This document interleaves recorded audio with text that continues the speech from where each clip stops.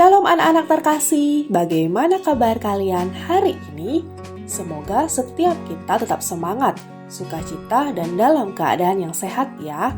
Bersyukur kalau kita masih bisa belajar, meskipun kita lakukan secara daring.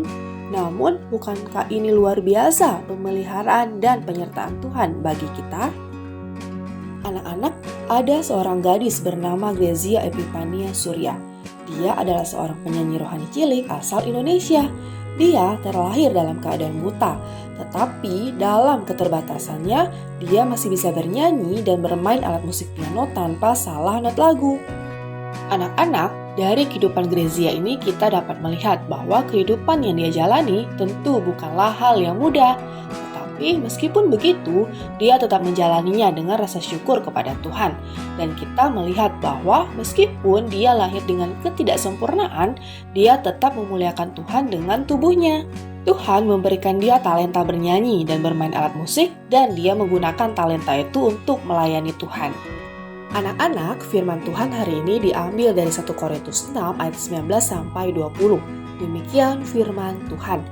Atau tidak tahukah kamu bahwa tubuhmu adalah bait Roh Kudus yang diam di dalam kamu, Roh Kudus yang kamu peroleh dari Allah, dan bahwa kamu bukan milik kamu sendiri, sebab kamu telah dibeli dan harganya telah lunas dibayar. Karena itu muliakanlah Allah dengan tubuhmu. Alkitab dengan tegas mengatakan bahwa tubuh kita adalah bait Roh Kudus atau bait Allah. Lalu, apa makna tubuh kita sebagai bait Roh Kudus atau bait Allah? Pertama, tubuh kita adalah milik Allah, seperti yang dikatakan di dalam 1 Korintus 6 ayat 19. Atau tidak tahukah kamu bahwa tubuhmu adalah bait Roh Kudus yang diam di dalam kamu, Roh Kudus yang kamu peroleh dari Allah, dan bahwa kamu bukan milik kamu sendiri? Anak-anak, banyak orang mengatakan bahwa mereka berhak melakukan apapun yang mereka inginkan dengan tubuh mereka sendiri.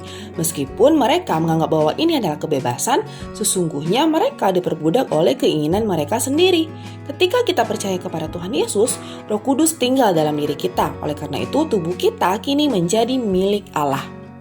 Rasul Paulus juga menegaskan bahwa hidup kita sudah dibeli dan dibayar lunas, seperti yang dikatakan di dalam 1 Korintus 6 ayat 20. Sebab kamu telah dibeli dan harganya telah lunas dibayar. Karena itu muliakanlah Allah dengan tubuhmu.